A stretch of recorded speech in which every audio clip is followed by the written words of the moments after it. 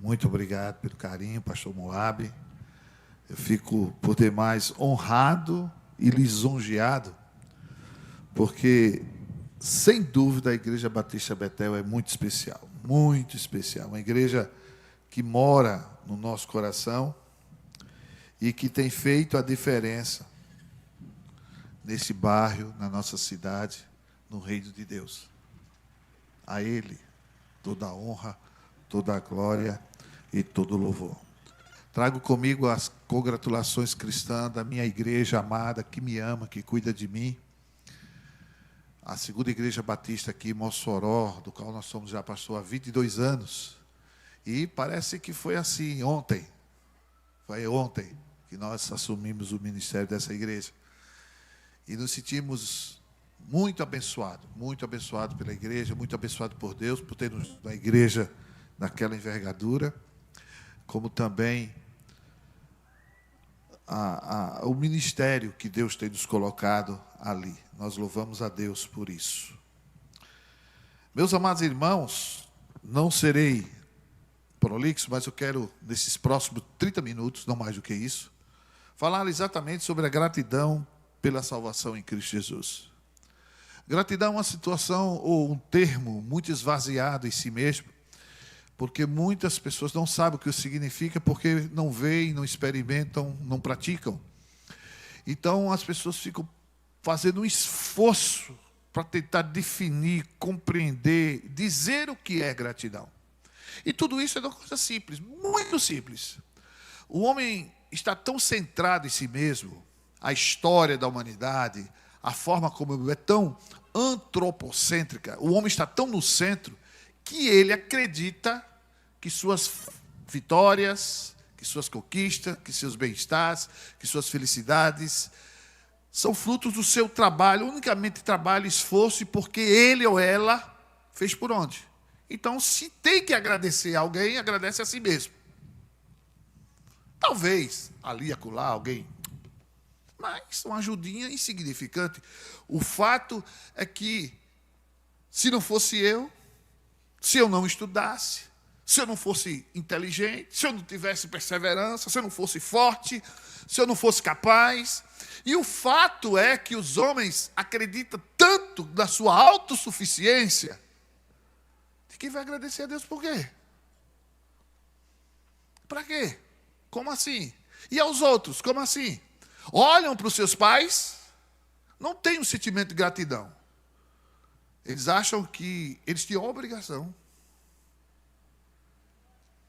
Olha para os amigos e diz assim, não, mas também um cara que nem eu, quem é que não gosta de mim? E não está junto? As suas relações, isso envolve todas elas, consigo mesmo, com o próximo, com Deus, com seus pais, os cônjuges. Até meu cônjuge. Se não fosse eu, essa coitada aí estava no caritó. Que é um homem que nem eu. Não se acha em qualquer esquina, não. E elas, por sua vez, diz, fui casar com esse troço, esse traste, mas é assim mesmo. Se não fosse eu na vida dele, O fato, meus queridos, é que gratidão se tornou uma coisa muito difícil de se entender, de falar, de se explicar, porque as pessoas não vivem e não sabem o que é. E a Bíblia, o que a Bíblia diz sobre isso? O que a palavra de Deus nos fala sobre isso?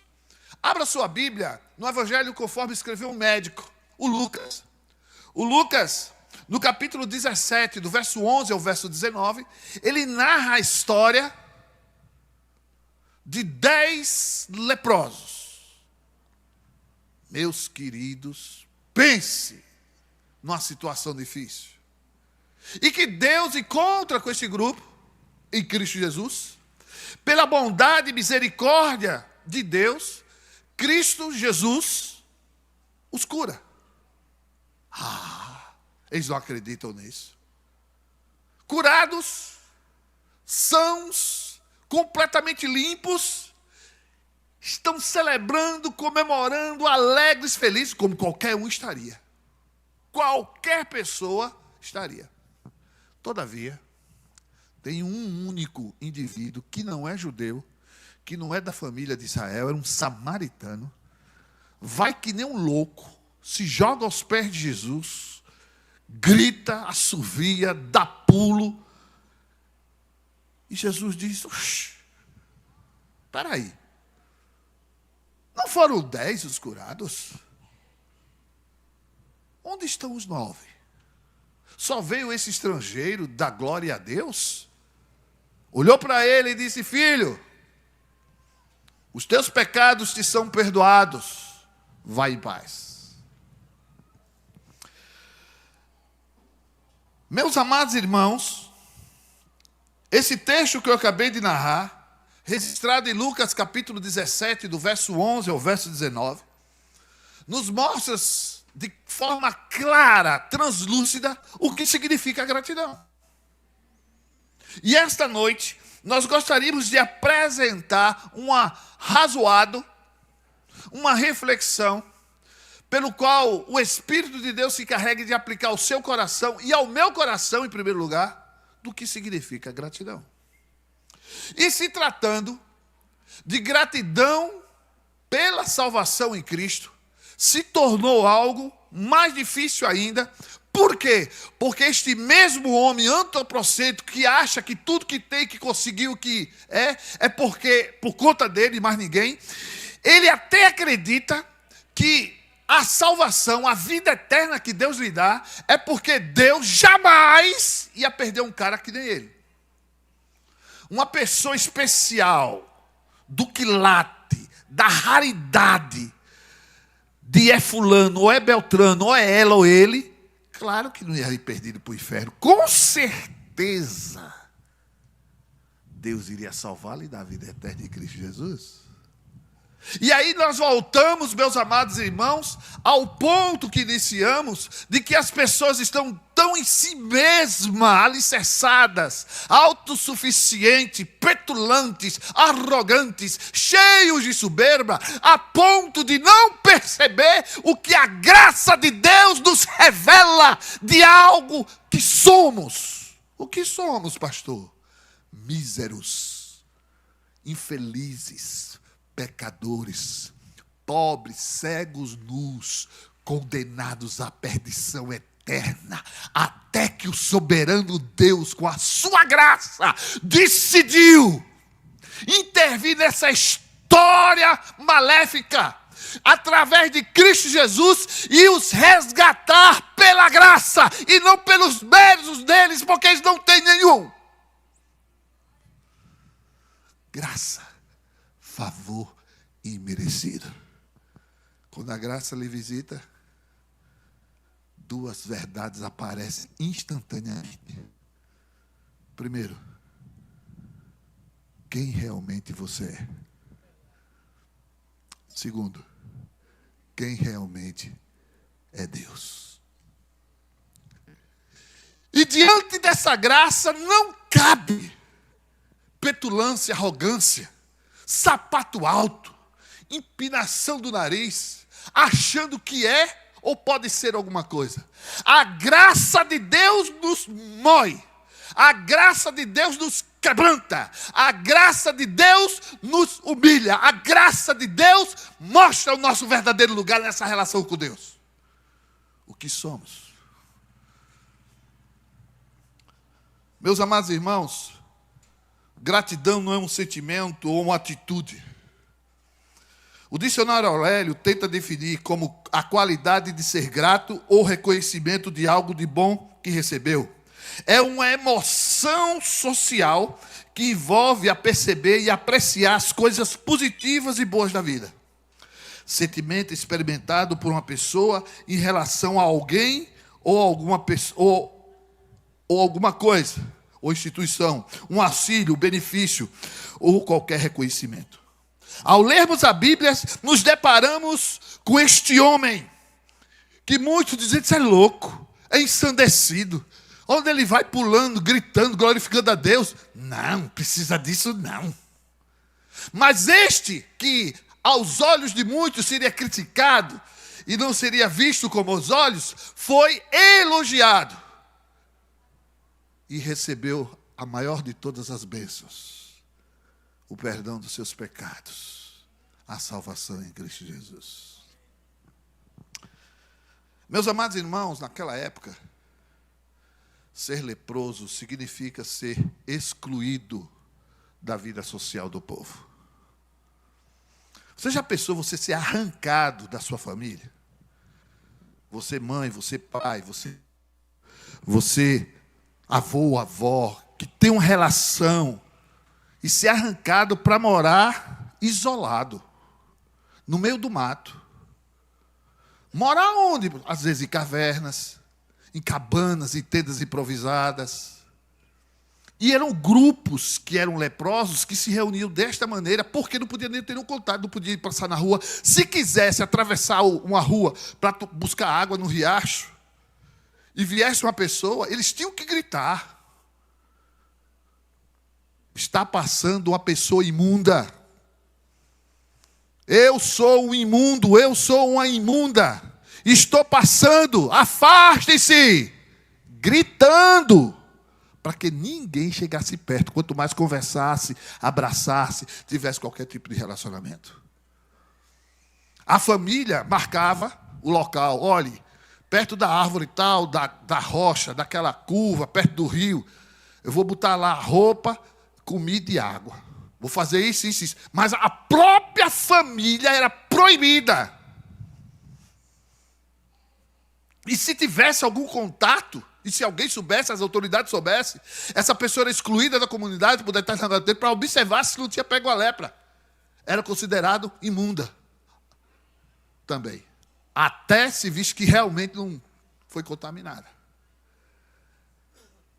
É nessa situação, é nesse contexto, que esses 10 homens infelizes, desgraçadamente marginalizados, colocados à parte, encontra Jesus e grita. Ele não chega lá: olá, mestre, tudo bem? O cego Bartimeu gritou o cego, mas quando chama, traga o cá, ele foi perto. O outro cego, Jesus pôs as mãos, e Jesus conversou perto a perto. Até ele soprou na boca, enfim. Mas aqueles homens gritou de longe, porque sabia a sua condição, e disse: Senhor, tem misericórdia de nós. E o texto sagrado diz que Jesus disse: vão ao sacerdote. Mas por que instituiu o sacerdote? Porque, conforme a lei, os sacerdotes da época, lá em Jerusalém, eles funcionavam também como um ministério da saúde. Eles faziam a verificação. Realmente você está curado da lepra. Não tem lepra. Tira a roupa. Deixa eu ver. Levanta o cabelo. Tá bom, pode voltar para a sua sociedade, volta para a sua casa. Por isso que Jesus vai aos sacerdotes, porque eles iam se apresentar diante dos sacerdotes para dizer: olha, estamos curados. Quem nos curou foi um homem que nos encontrou na cidade, um mestre, um rabino, um professor, e ele nos curou. O nome dele é Jesus. Está aqui. E diz o texto que eles, quando partiram para Jerusalém, porque isso era proibido por sua condição, eles tomam o rumo da cidade, eles percebem que estão completamente curados. Ao perceberem esta cura, um deles puxa o freio de mão, acelera e faz o cavalo de pau. Ou seja, dá meia volta. E nessa meia volta, ele não vem simplesmente caladinho, discretamente: ei, você viu um grupo assim, um homem assado, com os homens assim, você viu por aqui? Não. Ele vem correndo, que nem um louco, gritando em alta voz, glorificando a Deus, falando alto. Todo mundo que via aquele homem correndo disse: rapaz, esse cabra está feliz. O que foi que aconteceu com ele? Olha só o que está acontecendo. Rapaz, que cabra feliz, está correndo, pulando de alegria. O que está acontecendo? E quando chegou diante de Jesus, ele se lança aos pés de Jesus, ele se prostra nos pés de Jesus. E aí Jesus disse: não foram 10, cadê os 9? Só veio esse estrangeiro? Vá em paz, a tua fé te salvou. Mas a primeira lição que eu quero dizer essa noite é que nós aprendemos que, assim como a lepra, na época de Jesus, o pecado sempre nos põe de longe.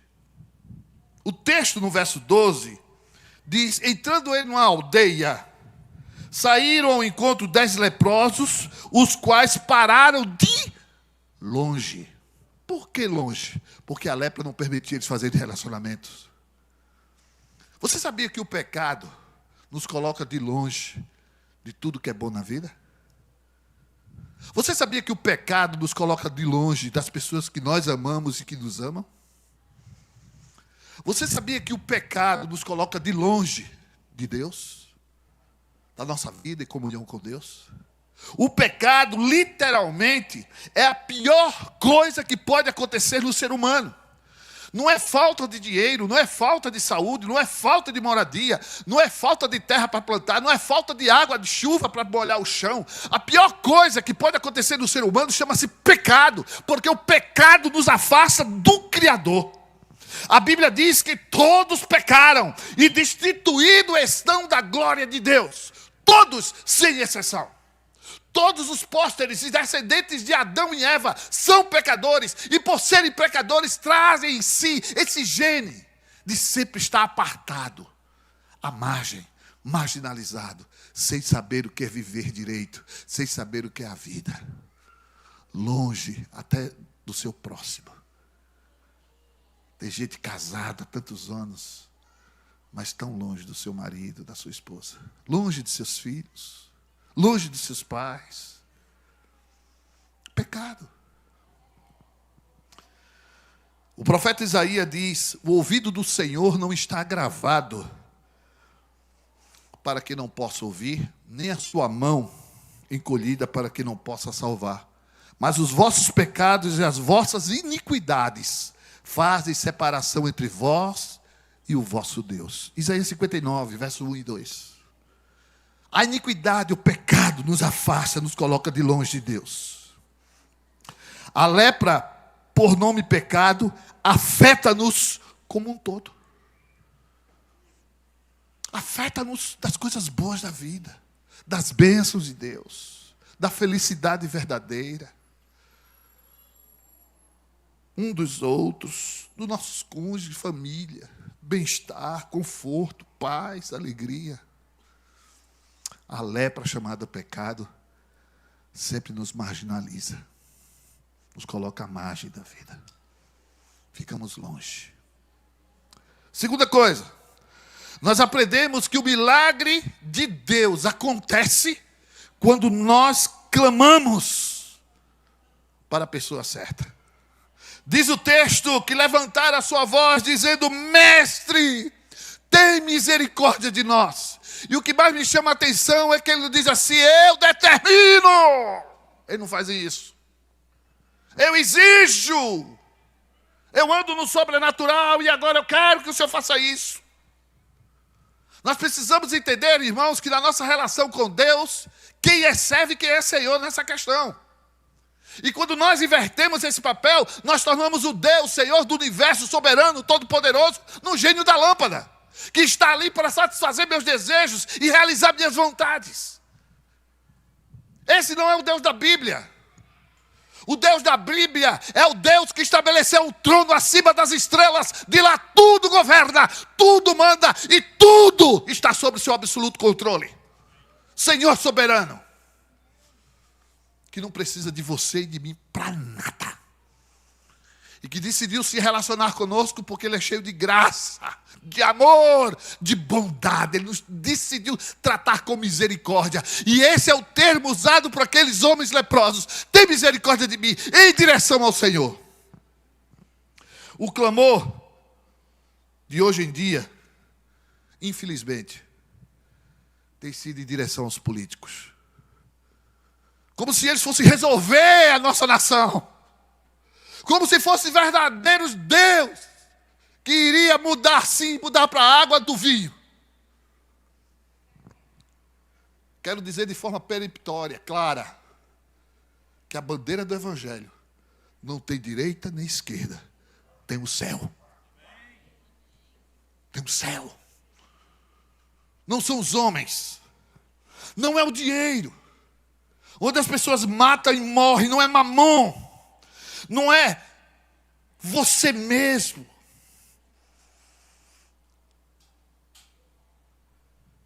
A ponte Direcione a sua vida para aquele que tem todo o poder. As pessoas têm uma fé exagerada em si mesmo, uma fé cega, e até mesmo uma fé cega na sorte. Eu sou uma pessoa de sorte. O salmista poeticamente declara: eleva os meus olhos para os montes. De onde me virá o socorro? O meu socorro vem do Senhor que fez os céus e a terra. Clame ao Senhor Jesus, porque na Bíblia, de Gênesis a Apocalipse, não há outro nome pelo qual devamos ser salvos. Clame, porque Ele é o único mediador. Só Jesus Cristo salva.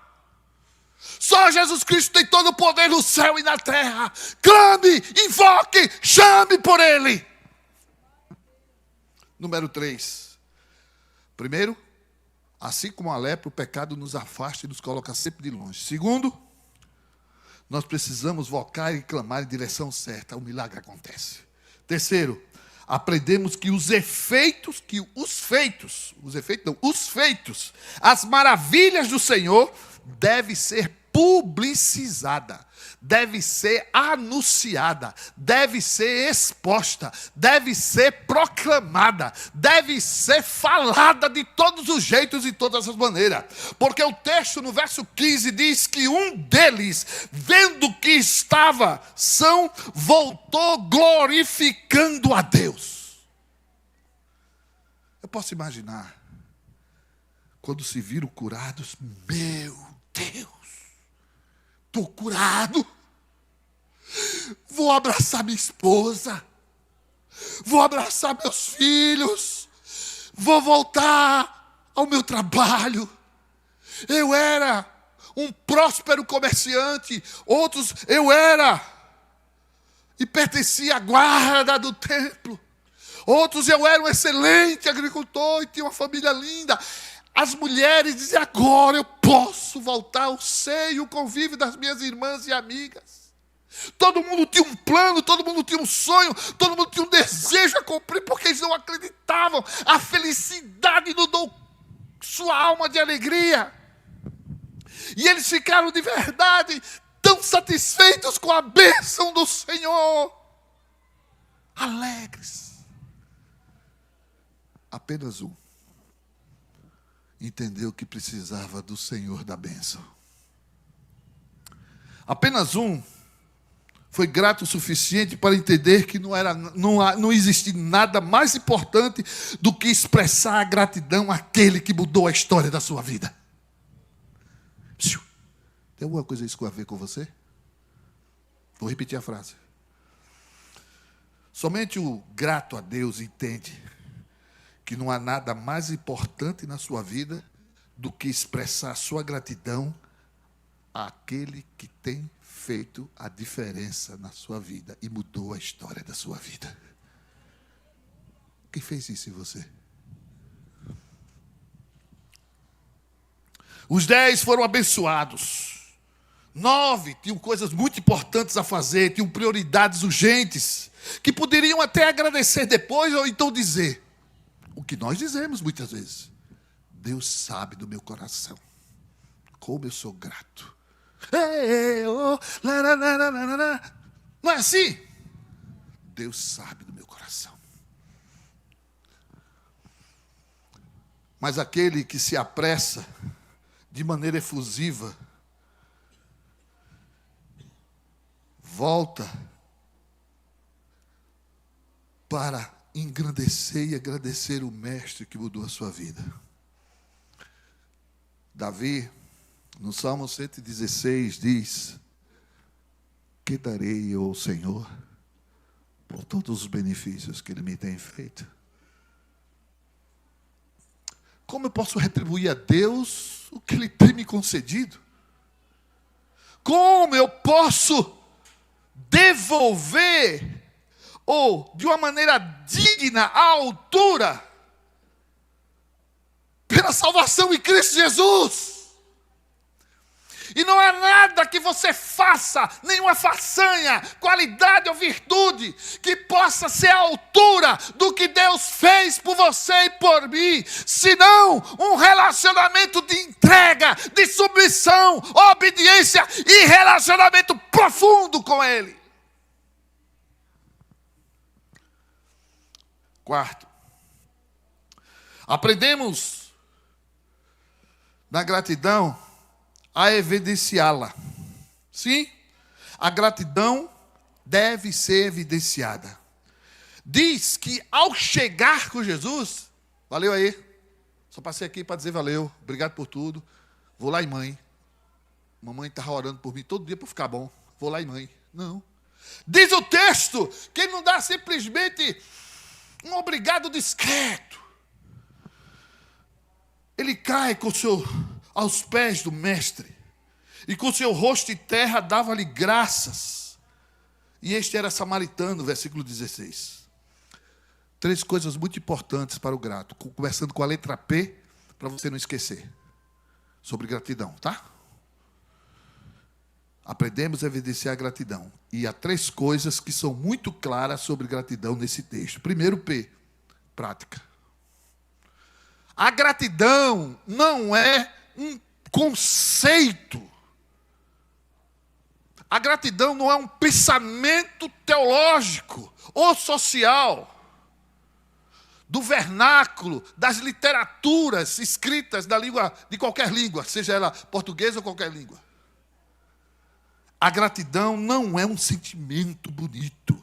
Eita, pastor, agora complicou tudo. Não é um sentimento bonito, nem uma ideia inquestionável. A gratidão só é gratidão quando se vê-la. E como é que a gente vê a gratidão? Através de atos, de prática de vida. Este homem demonstra a sua gratidão. Ele não pode ficar simplesmente na teoria. Sou muito grato. Eu sou muito grato. Mas vive uma vida como se Deus não existisse. Segundo, coisa da gratidão, além de prática, ela não é uma teoria, não é um sentimento, não é uma ideia inquestionável, ela é pública. Não existe gratidão secreta, irmãos. Nem discreta. Para ele, não. Nem secreta e nem discreta. É interessante como nós somos. O time de futebol da gente faz o gol, parece que a casa, o apartamento vai cair com um grito.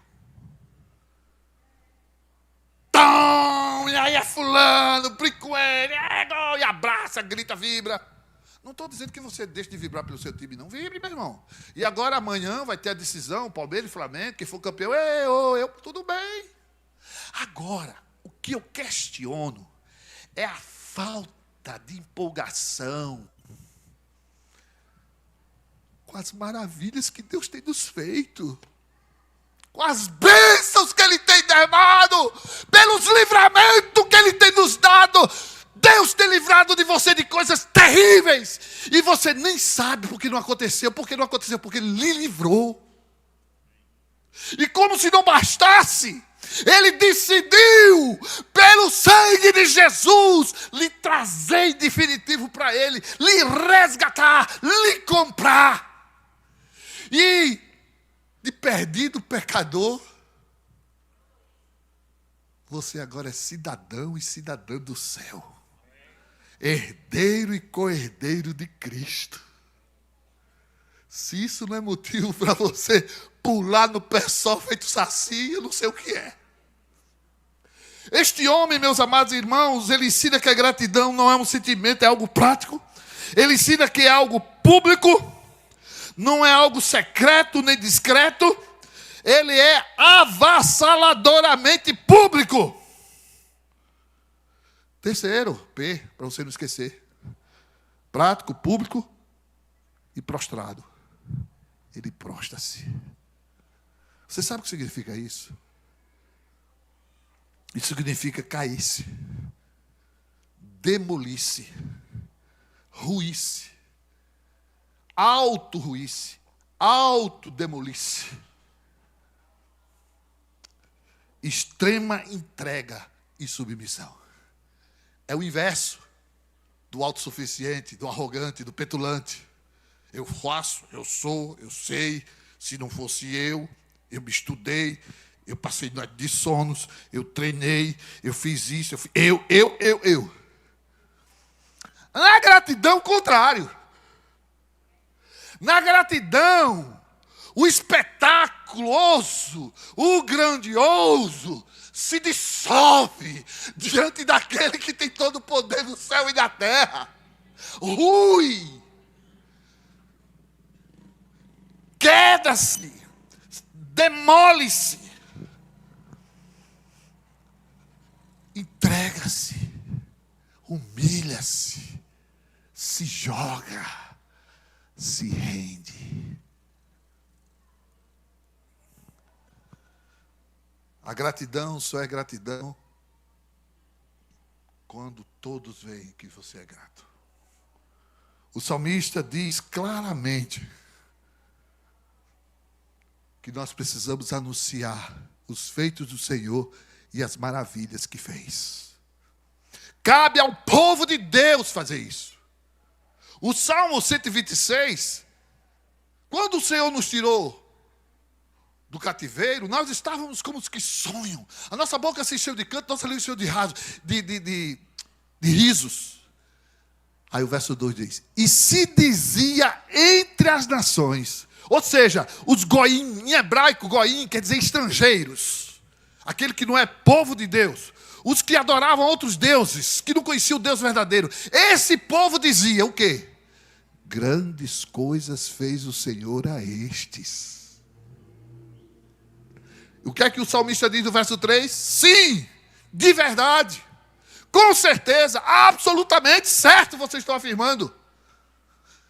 Grandes coisas fez o Senhor por nós, e por isso estamos alegres. Sim, meus amados irmãos, o nosso contentamento e a nossa demonstração de alegria, somos efusivos, empolgados com as coisas do dia a dia. Quem é que não fica feliz em saber que a sua filha vai ser mãe, você vai ser avô e avó? Eu estou vivendo um momento maravilhoso. Minha netinha tem 1 ano e 5 meses, vai lá para casa para brincar. Eu me divirto mais do que ela. Eu corro, eu rolo no chão. Ela diz, tenta, aí eu sento. Quando ela senta, ela dá um pulo. Vamos, e agora para eu me levantar? É fantástico. E eu louvo a Deus e sou alegre por isso. Mas isso não pode simplesmente ser o tema da minha vida em detrimento ao que o Deus é e o que Deus tem feito em nossa vida, principalmente pela salvação em Cristo Jesus, a um camarada que nem eu, que não merece absolutamente nada, senão a ira, o castigo de Deus, mas pela sua bondade, graça, misericórdia, Ele me adquiriu com seu sangue e sou dele em definitivo. Não porque mereçamos, nem eu ou você, não há mérito nenhum em nós. Ah, o fulano é gente boa. E Beltrano? Também. E Cicrano? Merece ser salvo. Mas Deus não salva ninguém por isso, não. Porque é gente boa. É porque Ele é bom. Não é porque você é bom, mas é porque Ele é bom. Aprendemos a ser gratos a Deus, mesmo que a maioria não seja. Veja a matemática, irmãos. 10, apenas 1. É maioria, né? Fosse numa igreja batista, numa sessão, hein?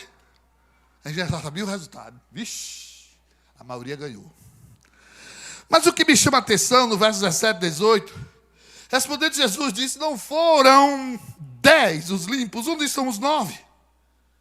Cada um cuidando da sua vida e fazendo o que era mais importante para eles. Não veio este homem senão dar glória a Deus. Ele não veio só comemorar, não veio só se alegrar com Jesus. Ele veio à presença do Senhor glorificar o Senhor. O homem moderno se sente inexpugnável, intocável. E extremamente racional. Uma lógica humana digna dos X-Men. Quase um super-herói. Mas nós nunca tivemos uma geração tão influenciável como a nossa. Que diga aí os seguidores e os seguidos. Que diga aí as plataformas de Twitter, de Instagram, de Facebook, etc. É interessante que não importa o que é certo ou errado, não importa o que é conveniente, correto, mas o que a maioria está fazendo. Está sabendo? Não, não. Todo mundo agora está usando esse negócio no pescoço e você não vai usar, não? E é? Para quê? Não, porque todo mundo usa. Está sabendo? Não, não. Todo mundo está cantando essa música e é? Está sabendo? Não, não. Todo mundo ama e ouve a palavra e a pregação do pastor fulano de tal. Está sabendo? Não, não. Agora a onda é essa. E é. É interessante, meus amados irmãos, que este único homem literalmente pegou a contramão dos demais. Do ponto de vista do GPS, geográfico, todos iam num sentido só, eles não, opa. Meu sentido é outro, meu caminho é outro. Será que isso tem alguma coisa a ver com você e comigo? Seu estilo de vida está acompanhando a maioria? Seus princípios, seus valores, sua paixão, seu tempo, seu dinheiro, está nessa direção? Onde a maioria está fazendo, investindo, se dedicando, matando e morrendo? Ou você está fazendo como este, no contrário, na contramão de tudo e de todos? Não importa se as pessoas não têm o que agradecer, não importa que as pessoas acreditam que foi seu potencial que as fizeram isto ou aquilo, não importa que acham que a sua religiosidade, pela sua quantidade de anos da igreja, pela sua capacidade de cantar ou de entregar o dízimo, foi que faz com que Deus as trouxe para si. Não importa, o que importa é o que a palavra de Deus diz. Tem misericórdia de mim, porque eu sou um pecador. Eu sou extremamente grato, Senhor, porque o que o Senhor fez eu não mereço. E o que eu tenho, o que eu sou é teu, e para a glória do teu nome, minha vida só tem sentido se eu te seguir e te servir para o resto da minha vida. Estar na contramão do mundo não significa que você está errado. Mesmo que todos acham que vocês estejam perdendo tempo. Sabe o que é isso? Perca de tempo. Que adianta? Orando tanto. Nada acontece. Haja! Se mova! Na linguagem do nordestino, se bula! Se bula que é bulir, né? Se bula! Vá!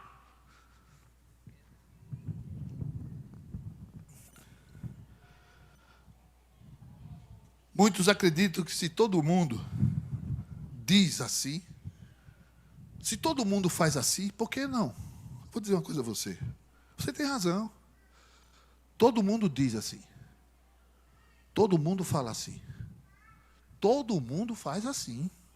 Mas eu quero fazer uma pergunta simples a você. Você é do mundo? Se é, pois você está deixando de fazer o que o mundo faz. Mas se você não é, porque a Bíblia diz que Deus te tirou das trevas para a maravilhosa luz. Deus te comprou desta situação de perdição, de mundo vil e perdido, e trouxe definitivo para si. E por último, aprendemos que a gratidão é a chave que abre as portas para mais bênção. É interessante, meus amados, que Jesus olha para aquele homem e diz: levanta-te, vai, a tua fé te salvou. Observe, quem foi curado 2 vezes. Observe quem recebeu bênção 2 vezes. Observe quem foi abençoado de novo. O homem que entendeu que o que restava a lhe fazer é ser uma pessoa grata ao Senhor. Eu queria chamar você a essa atenção, porque na medida que todos os outros tinham coisa mais importante para você, aquele homem foi o único que foi salvo, que os seus pecados foram perdoados e apagados por aquele que tem todo o poder do céu e da terra, inclusive perdoar pecados. Foi ele que recebeu a bênção maior. E quando nós nos dispomos e nos propomos no nosso coração sermos gratos de uma maneira prática, pública, prostrado aos seus pés, sempre recebemos mais bênçãos. Sempre Deus derrama bênçãos. Sempre Deus dá chuva de bênção. Quando somos gratos a Deus, Deus derrama bênção, se medita. E o salmista diz: bom é render graças ao Senhor e cantar louvores ao teu nome, ó Altíssimo. Eu não conheço sua história, eu não sei o seu nome. Mas eu acho que está na hora de você se voltar para Deus. E demonstrar essa volta, essa gratidão, esse amor a Deus. De uma forma clara, evidente, pública, de entrega, de prostração, de completamente prática. Mesmo que a maioria das pessoas não seja assim. Queira voltar ao início. Encontrar-se com o Senhor novamente. Queira rever seus conceitos e valores. Queira reconstruir. Regresse ao caminho. Volte às primeiras obras. Olhe onde você caiu, onde você tem errado. E diga: eu me arrependo, Senhor. Eu me arrependo, Senhor. Eu me arrependo. Por isso, essa noite eu quero me voltar a Ti. Eu quero voltar. Eu quero voltar ao Senhor, ao primeiro amor. Eu quero voltar para Deus. Eu não sei o seu nome. Eu não sei a sua história. Mas Deus mandou lhe dizer exatamente isso que você acabou de ouvir. Deus ama você. Quer mudar sua história, sua vida. Basta você voltar-se para Ele. Basta você se entregar a Ele. Basta você se render a Ele. Faça dessa canção a sua oração. E a sua oração seja esta canção. Esta noite, Deus quer fazer nova todas as coisas.